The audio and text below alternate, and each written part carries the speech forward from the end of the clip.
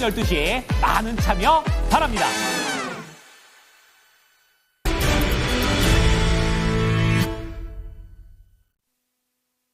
체크인스탁입니다. 두 분 모셨습니다. 알파경제 김종의사 토마토 투자클럽 김민준 전문가입니다. 안녕하세요. 안녕하십니까.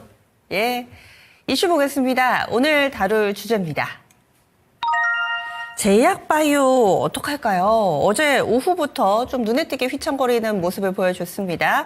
그리고 딱 한 종목이 아니라요. 전체적으로 안 좋았습니다. 알테오젠도 그랬고 10% 가깝게 밀렸으니까요. 리가켄바이오라든지 코롱 티슈젠을 중심으로 한 코롱 그룹주들도 낙폭이 상당히 깊게 나왔습니다. 거기에다가 간밤에 HLB 결과적으로는 이번에도 FDA의 문을 넘는데 실패하는 모습인데요. 이것이 앞으로 제약바이오 종목에는 어떤 영향을 미치게 될 것인가. 먼저 전문가님. 너무 악재가 좀 한꺼번에 나온 것 같기도 하고 운명의 날이 20일이었는데 결과적으로는 이렇게 실패로 끝났나 이런 생각이 좀 들더라고요. 어떻게 판단하세요? 네, HLB 이야기 말씀드렸었죠. 이제 발표가 있었는데 안타깝게도 성공 못했습니다. 사실상 좀 기류가 좀 있었어요. 소문이 나기 마련인데 좀 좋은 결과나 이렇게 통과가 될 거였으면 조금 하루 전부터 정도 이렇게 조금 들썩들썩 하거든요. 네, 그런 기류가 없었고 우선 제약바이오 자체의 문제라기보다도 기업의 어떤 종목의 문제라고 저는 판단이 들고 있고요. HLB만의 문제는 아니었죠. 한올바이오파마 같은 경우도 지금 중증 근무력증 하나는 품목 허가를 했고 4개 부분에 관해서는 이제 받아들이지 않았는데 사실상 어제 한올바이오파마도 급락갔거든요. 모양새가 좀 좋지 않았고 우선 KRX 바이오를 좀 봐야 될 것 같아요. 우리 시청자 여러분들이 제약바이오 관해서 사실 지금에 떨어지는 게 저점에서 더 떨어졌던 부분이 아니라는 거 이걸 좀 설명드리고 싶은데 KRX 바이오 지수인데 일봉 모습입니다. 제약바이오는 사실상 올해도 정말 좋았고요. 작년에도 정말 좋았고요. 작년에서 반등폭을 보게 되면 3,200부터 반등해서 4,200까지 갔습니다. 작년 10월까지 올라간 거고요. 작년 10월부터 여러분들 올해 지금 딱 1월까지 2달 동안의 조정을 주고 1월에 지금 KRX 바이오 포인트가 3,600이었거든요. 그런데 올해 지금 3월 6일까지 4,125까지 올라갔습니다. 그러니까 사실상 제약바이오는 좋았어요. 삼성바이오로직스 신고가 갱신했죠. 알테오젠 이런 것도 눌림목 이후에 또 계속 갔죠. 유관양의 삼청당 제약, 보르노이 정말로 ABL 바이오 말할 것 없이 다 갔기 때문에 저는 위치단에 대한 것들을 좀 설명드리고 싶어요. 임상실험 실패나 이벤트 재료 소멸이다. 사실은 원론적인 이야기겠죠. 과연 이 위치단에서 내가 좀 달려들지는 않았는가 이런 것을 좀 고뇌해봐야 될 것 같고요. 그리고 이제 개별적으로 이제 기업들 이슈로 넘어가게 되면 이거는 이제 본인이 승부수를 던졌을 거 아닙니까? 우리 투자자 유저분들도 나는 HLB와 좀 함께 하겠다. 나는 한올바이오파마 좀 함께 하겠다. 이런 유저분들이라면 임상실험에 대해서 결과물은 좀 받아들여야 될 것 같고요. 근데 이제 받아들이고 나서 내가 이 기업의 가치에 대해서 가능성을 높게 보지 않는다라는 판단이 이제 들게 되면 철수를 하는 게 맞고 비중 축소를 아니다. 다시 한번 도전을 한다. 내지는 기술적인 여러 가지 포인트를 체크해서 조금 더 저점 매수가 가능할 것 같다. 그러면 이제 들어가는 부분인데 저는 사실상 조금 종목마다 그것은 틀린 것 같아요. 구체적인 설명이 좀 필요할 것 같고 단지 KRX 바이오로 돌아와서 KRX 바이오 지수로 좀 설명을 들으면 지금 조정폭은 좀 남아있다. 이렇게 좀 봐야 될 것 같고 KRX 바이오의 주봉 모습이에요. 추세대를 좀 이탈한 모습이고 기술적인 모습을 자주 강조드리는 쪽은 아닌데 3,850포인트거든요. 조금 3,600까지는 열어놔야 되는 모습이고 제가 최근에 그 제약바이오를 가져왔을 때가 이제 2월 말 3월 초였지 않습니까? 3월 초순부터 지금 3월 21일인데 이제 3월 중순이 넘어가고 있는데 제약바이오 공략을 전혀 안 하고 있어요. 그러니까 제가 제약바이오를 공략 안 하는 게 중요하겠습니까만은 공략을 안 한다는 것은 조정폭이 조금 더 남아있고 아직은 저점 매수 내지는 하방 경직성 확보가 안 됐다 이렇게 판단하고 있는 거죠. 그래서 계속 말씀드리지만 AACR이 다음 달 25일인가요? 한참 좀 남았어요. 그래서 지금 매매 접근법으로 전략을 들어가는 것은 조금은 설리 걷지 않나. 지금은 우선순위가 있는 데를 먼저 공략하고 시간이 조금 흐른 다음에 하방 경직성을 확인하고 종목의 선별화를 시켜서 저점 매수를 해야 된다까지 정리해드리겠습니다. 그러면은 지금 악재가 나온 HLB뿐만 아니라 전반적인 이 KRS 바이오에 해당되는 이 바이오 대표주들은 조정을 조금 더 받을 수도 있고 지금 이렇게 판단해 주신 추가 조정이 남아있다라고 판단해 주신 근거는 그러면 기술적으로 좀 봐주신 거세요? 네, 기술적인 것도 있고 투심이 악화로 좀 봐야 되겠죠. 물론 삼바나 이런 것들은 사실 투심 악화된 부분이 없고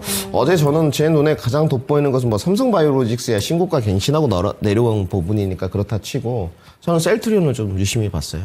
어제 셀트리온 같은 경우는 시장이 그렇게 출렁출렁 하는데 사실 내려가지 않아요. 내려가지 않는다는 것은 잠재적 매수자가 많다는 반증입니다. 셀트리온 이야기가 지금 완전히 좀 틀려졌어요.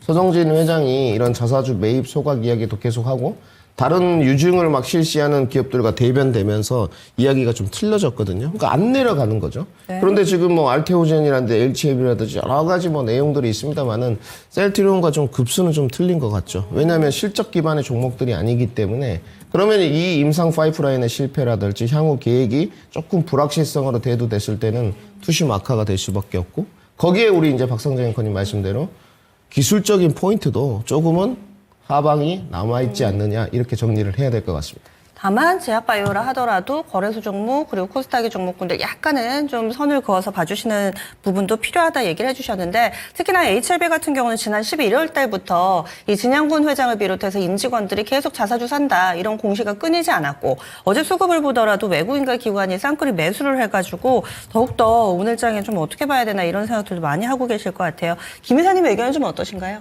뭐 최근 들어서 바이오 이벤트의 핵심을 보면 1월 달에 뭐 JP모건 헬스케어도 마찬가지였지만 그 이전에 뭔가 종목군들이 좀 움직이다가 실제로 이벤트의 당면에서는 최근에는 더 당겨지는 모습입니다. 예전에는 저 이벤트 열리고 그 안에서 어떤 얘기가 나오는지까지 기다렸는데 최근에는 뭐 그것도 아니죠. 왜냐하면 그 앞서서 뭐 초록들이 나오기 때문에 초록의 결과만 보고도 미리 더 움직이는 모습을 보였단 말이죠. 그래서 어저께 초록에서 꽤 좋은 결과를 보였던 뭐 유한양행 같은 경우도 주가가 밀려 내려갈 만큼 분위기가 좀 엄혹했기 때문에 뭐 최근에 신고가를 달리고 있었던 뭐 코오롱 그룹의 뭐 급락도 그렇고 뭐 한올바이아파마는 악재가 나왔고 HLB는 어제 저녁에 나왔고 그 다음에 알테오젠도 최근에 주가가 급등이 먼저 나왔다가 어제는 뭐 특별한 이슈가 아주 크게 불거진 건 아닌데 갑자기 또 주가가 급락하면서 최근 상승분을 다 토해냈다는 말이죠. 그래서 이런 흐름들을 전체적으로 조금 보시면 최근 들어서는 오히려 저 시기가 당겨지고 있다. 그래서 이벤트 플레이가 점점 더 심해지고 있는 그런 모습이라는 점은 우리가 잘 살펴볼 필요가 있습니다. 물론 알테오진이나 리가켄바이오처럼 글로벌 탑티어랑 붙어가는 기업에 대해서는 저는 여전히 뭐 중장기적으로 좋다라는 평가를 하고 있고 뭐 어제 주가가 급락했다고 해서 알테오젠이 최근에 거둔 성과, 아스트라제네카의 뭐 2조 성과가 없어지는 건 아니잖아요. 근데 어쨌든 중요한 건 지금 구간에서는 계속 이런 이벤트 플레이가 예전에는 결과를 보고 나서도 이어지는 모습이었다가 한 2년 전부터는 결과 당일을 전후해서 뭔가 변동성이 나타나는 모습이었다가 최근 들어서는 초록 발표를 전후로 해서 뭔가 변동성이 더 급하게 확대되는 모습이라는 거죠.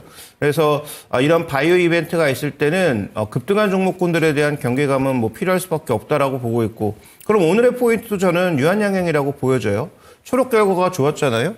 이 분위기라면 아마 기존에 이제 경쟁사를 뭐 누를 것까지는 잘 모르겠는데 뭐 비슷한 어떤 영역으로 올라서는 건 아닌가? 지금 어쨌든 유한양행 하고 있는 이 약 자체가 경쟁사보다는 조금 뒤처진 거 아니야라는 평가를 지금 넘어서기 위해서 병영 투여를 하는 거잖아요. 네. 근데 지금 뭐 이 효과가 좋게 나오고 있다면 그러면 이게 만약에 위너 테이크 돌 시장이라면 승자가 모든 걸 다 가져가는 시장이라면 유한양행에 대한 평가는 달라질 수 있는 거잖아요. 그래서 오늘의 키는 좀 유한양행에 쥐고 있는 게 아닌가 싶고 그 외에 이제 나머지 종목군들 흔들리고 있는 종목군들은 뭐 김민주 전문가 의견대로 저도 뭐 흔들림이 좀 더 이어지지 않을까라고 보고 있습니다. 네, 지금 유한양행은 초록 결과가 어떻게 나왔냐면요, 경쟁력이 타그리소입니다. 이것보다 이 환자의 생존 기간이 1년 이상 더 앞섰다라는 내용이 나오면서 유한양행 장중에 강한 움직임을 나타내기도 했었는데 결국에는 분위기가 다소 좀 꺾이면서 윗꼬리가 길게 달리며 거래를 마쳤습니다. 그래도 어제 유한양행은 2.5% 정도 올랐습니다.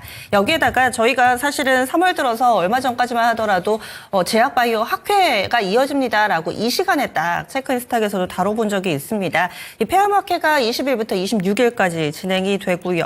26일부터 29일까지 진행이 되고 거기에 미국 암학회, 뭐 유럽 간학회, 류마티스, 뭐 임상종양학회 줄줄이 상반기에 이런 일정들이 있는데 그렇다면은 학회 모멘텀도 이미 또 끝난 것인가? 이 부분을 어떻게 활용해야 될 것인가? 김민수 전문가님 의견 주시죠. 이 앵커님 질문이 지금 굉장히 날카로웠던 것 같아요. 사실 그 질문 안에 답이 들어가 있던 게 그 페어마켓 관련된 종목들 있지 않습니까? 네. 어제 안 떨어졌어요. 이건 사실 좀 시사하는 바가 있죠. 우리 뭐 이사님 말씀하셨던 유한양행도 지금 렉나자가 다 폐 관련 쪽이고요. 그렇죠? 보로노에도 어저께 크게 밀리지 않았습니다. 시장 대비. 사실 뭐 고점 대비 뭐 페어마켓가 이제 할 거야라는 이런 뭐 어제 초록 공개가 있었습니다만은 그런 부분이 선반영된 건 있지만 시장 대비 밀리지 않았거든요. 브릿지 바이오 테라피틱스도 폐 관련 쪽이에요. 여기도 주가를 보시면 어제 우리 뭐 유저분들이 이제 시청자분들 관심은 없었겠지만 안 밀렸어요. 어제 6,100원입니다. 그러니까 알테오젠이나 이런 시가총액 상위 종목들 이유가 없어요. 그냥 고점 상산에서 어제 알테오젠 같은 경우 매도 물량이 꽤나 출회됐단 말이죠. 이런 종목들이 이렇게 막 빠지는데 실질적으로 여기 연관성이 있는 종목들은 크게 흔들리지 않는다는 것이 그것도 또 빠질 때 거래량도 여러분 동반 자체가 안 됐어요. 브릿지도 그렇고 유한양행은 뭐 어제 올랐고요. 거래량 동반시키면서 매수 거래량이 500만 주를 넘어가면서 그래도 양봉 마감됐고 오늘 또 사실 기대가 있고 보로나이 같은 경우도 어제 뭐 25만 주 그냥 평균 거래량 정도로 그냥 등락 과정. 뭐 제약바이오의 그 투심이 조금 안 좋았으니까 그런 측면이죠. 근데 상대적으로 이벤트 효과가 이제 다가오고는 있어요. 맞아요. 이렇게 다가오고 있으면서 재료 소멸로 가는 부분이 있는데 그래도 시장 대비 조금 버티는 모습. 그러니까 형식적인 이벤트거든요. 매해 있었던 조금은 좀 달라진 모습이긴 한데 이제 우리 이사님 말씀대로 속도를 조금은 빠르게 해야 되겠죠. 발 빠르게. 어차피 제약바이오를 장기 투자로 그 기업을 보면서 해가는 유저분들이 아니라면 나는 좀 매매를 하고 싶은데 잡아서 조금 학회 모멘텀 이전에 시세 반등이 나오면 뭐 조금 수익 실현하는 이런 발빠른 템포는 좀 필요하다고 판단을 하고 있고요. 저도. 그러면 지금 마찬가지인 것 같아요. 이제 초록 공개가 됐고 26일부터 29일까지 시행이잖아요.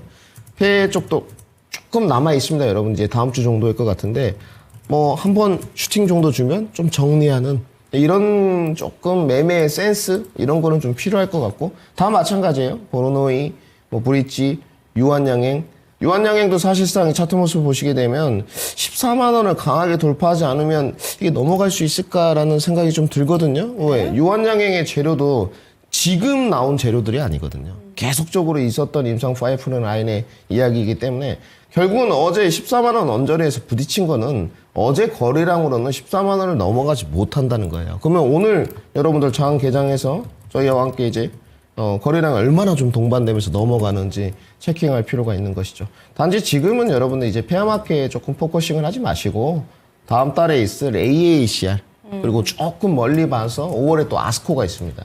뭐 사실 2달밖에 안 남았어요.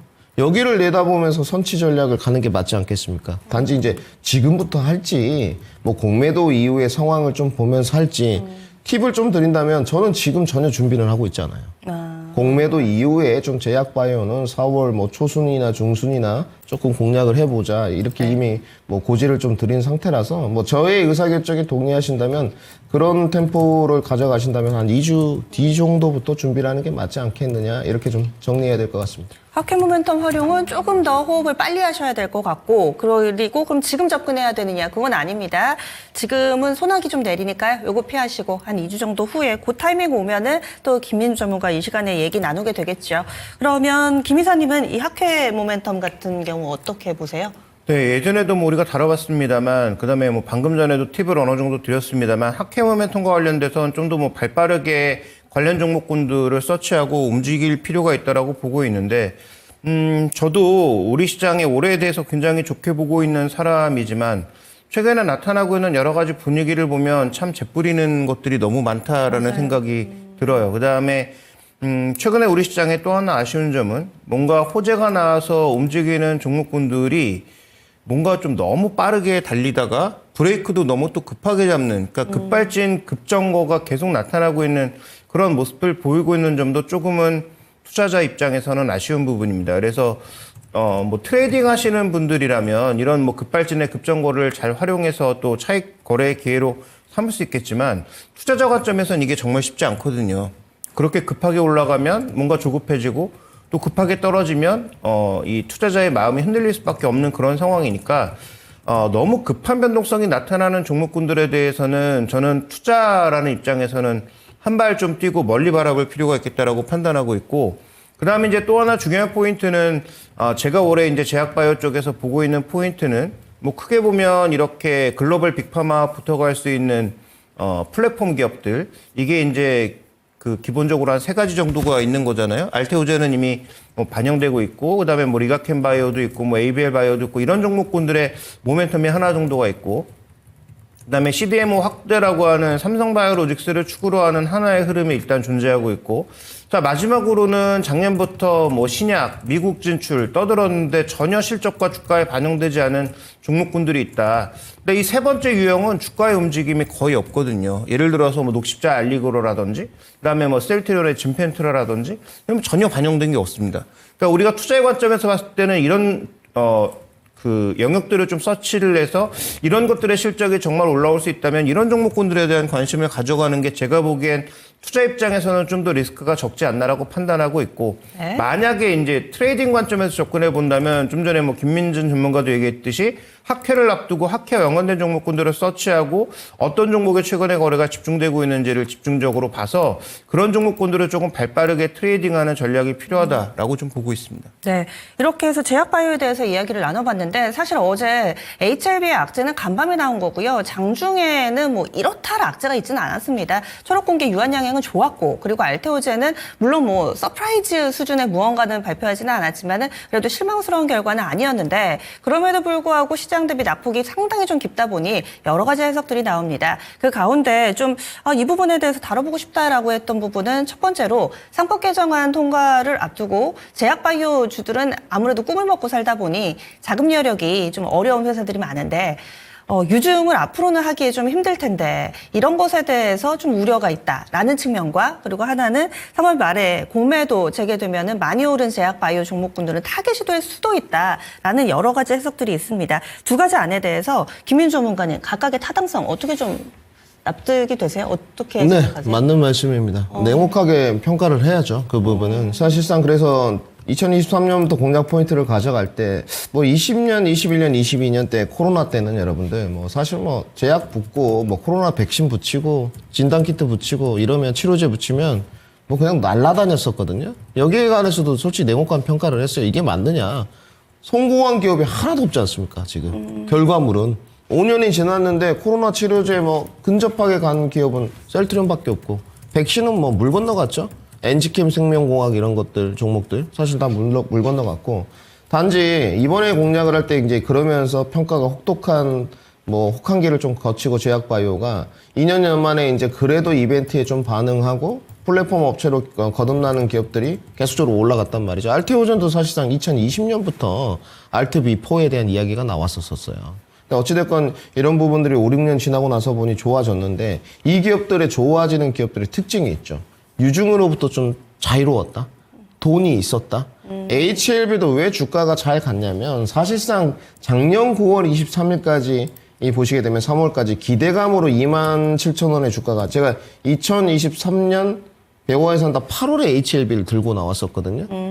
그때는 뭐 별로 쳐다도 안 보셨어요. 근데 저는 그 영상을 아직도 갖고 있는데 이게 129,000원까지 3월까지 갔지 않습니까? 이때 사실은 뭐 HLB가 실적을 냈나요? 뭐가 있었나요? 그렇지 않잖아요. 앞으로 신약 허가 기대감에 따른 그 주가 반등이었단 말이죠. 그리고 그 이후에 사실 꺾어졌고 기관 행보로 갔는데, HLB에 대한 평가가 그래도 좋은 이유가 뭐냐? 여기는 유동 비율이 높아요. 사실상. 그래서 그냥 딱 잘라서 그냥 HLB 그룹 자체 진양군 회장이 돈이 많습니다. 사실상. 그래서 뭐 무상증자도 하고 유상증자도 하고 3년 전에 이랬지만, 이런 기업들은 조금 상대적으로 여력이 있어요. 근데 다른 기업들 부채 비율을 보게 되면 유증 이슈에 관해서 자유로울 수는 결코 없죠. 돈도 못 버는데 이거는 마찬가지예요. 2차 전지에 관해서도 제가 그런 말을 하거든요. 네. 유증에 관해서 좀 자유롭지 못할 수 있다. 근데 뭐 부채 비율이 성장주니까 뭐 1000%도 되고 뭐 500%도 타당성을 부여해야 된다, 이런 기류들이 있었단 말이죠. 근데 현실은 2년 지나니까 SDI 같은 기업들도 유상증자를 지금 한단 말이죠. 방어적인 전략. 제약바이오는 더 하죠. 돈을 더 못 보니까. 지금. 그러면 여기서 좀 부채 비율이 낮고 유동 비율이 좀 높은 기본적 분석상 유상증자 이슈로부터 조금은 자유로울 수 있는 기업을 선정하는 것도 핵심이죠. 딱 들어가 봐서 아, 돈을 좀 이 기업이 갖고 있구나. 그래서 이제 스몰캡의 트레이딩과 투자의 기업을 구분하는 거거든요. 제약바이오도 마찬가지고 다른 데도 마찬가지고. 그러면 몇몇 기업들은 해당 사항이 있는 것 같아요. 유상증자에. 뭐 또 주주들한테 손 벌리고 뭐 유상증자하고 주주 배정하고 또 몇몇 기업은 해당 사항이 없는 것 같거든요. 이런 부분들은 좀 제가 봤을 때 답이 좀 나와 있는 기업이지 않나 이렇게 정리를 좀 해야 될 것 같습니다. 네, 그러면 이사님 간략하게 알려주세요. 네, 저도 뭐 비슷한 의견인데요. 두 가지 모두 다 리스크일 수밖에 없다. 지금 뭐 이따가도 말씀드리겠지만 우리나라를 대표하는 두 그룹에서 뜬금없는 유상증자가 있지 않았습니까? 와, 네. 이게 뭐 제약바이오라고 과연 괜찮을까? 만약에 투자를 앞으로 좀 많이 해야 되는 상황이라면 상법 개정을 앞두고 뭔가 흐름이 좀 빨라지지 않을까라는 그런 두려움도 있고, 그다음에 공매도의 주 대상은 우리가 이제 뭐 대차 잔고의 증가로도 평가할 수 있지만 과거 자료를 이렇게 쭉 돌려보면 시사할 수 있는 바는 고퍼주에 집중되는 게 많이 이제 나타난다는 거죠. 근데 이제 고퍼주보단 좀 더 정확한 표현은 고PBR이라고 봐야 될 텐데요. 너무 이제 주가를 뛰어넘은 종목군들에 대해서 공매도도 당연히 대상을 서치하지 않겠어요? 그러면 거기에 들어갈 수 있는 뭐 여러 가지 변수들이 있겠지만, 고PR보다는 아마 고PBR에 고PER보다는 고PBR에 집중할 가능성이 높다라고 봐야 되겠죠. 그래서 그런 종목군들은 대부분 또 제약바이오가 해당이 되니까 네. 그러면 충분히 지금 당장 실적을 내지 못하고 뭐 자산을 특별히 가지고 있는 것도 아닌 그런 회사들에 대해서는 우리가 이제 단기간에 좀 경계감이 필요하지 않나, 이 부분은 저도 동일하게 말씀드리고 싶습니다. 네, 두 가지 다 리스크일 수 있다. 아마 다음 주, 다다음 주 더 임박하면은 저희가 이 얘기는 더 자주 나누게 될 것 같습니다. 이렇게 해서 첫 번째 제약바이오 좀 조심해야 되겠다. 당분간은 두 분의 의견이 모아졌습니다. 이슈 마무리 짓겠고요. 다음 리포트로 넘어가겠습니다.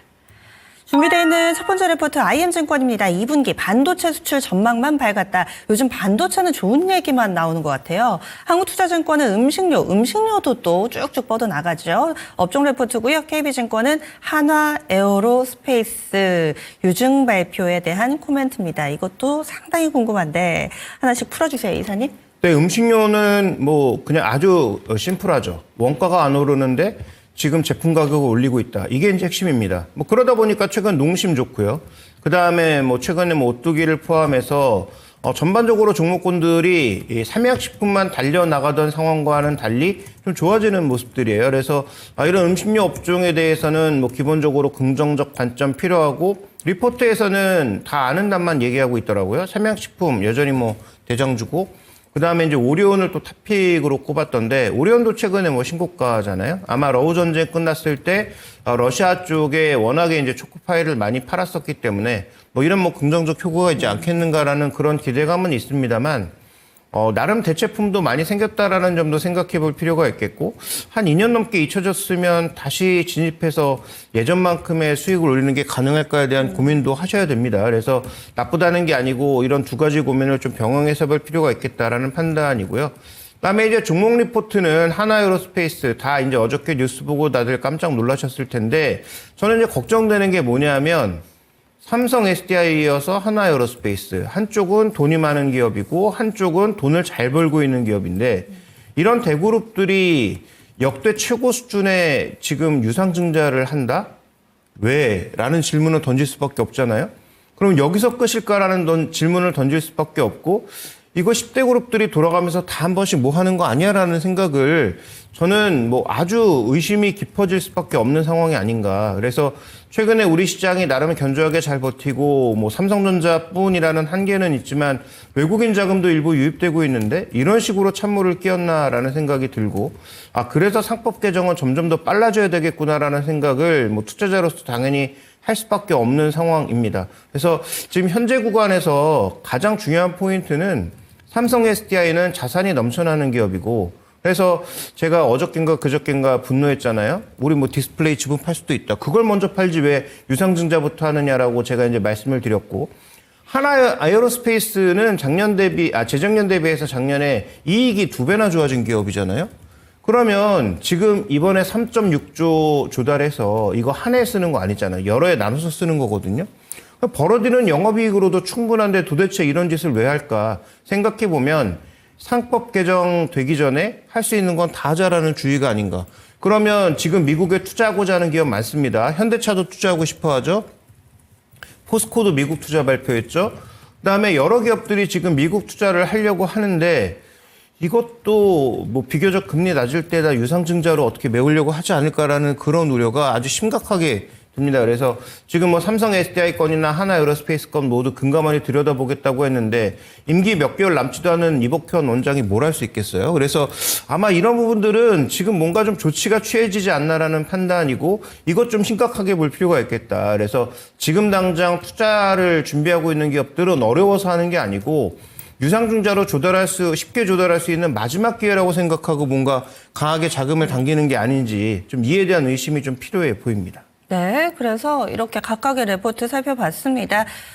지금 주주 배정이고요. 삼성 SDI의 케이스와 동일합니다. 3조 6천억 원 한화 에어로스페이스 주주 배정 유증을 해서 시간의 거래에서 하한가였고요. 어제 장 마치고 나서 5시 가깝게 발표가 됐던 공시가 있었습니다. 그래서 이 부분도 증권사의 코멘트까지 좀 들어봤고 첫 번째 레포트 자세히 좀 알아보겠습니다. 반도체는 계속 웃을 수 있을까요?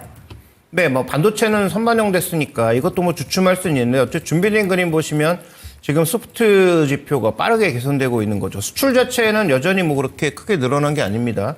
그런데 수출 전망이 빠르게 이제 플러스로 돌고 있다는 거죠.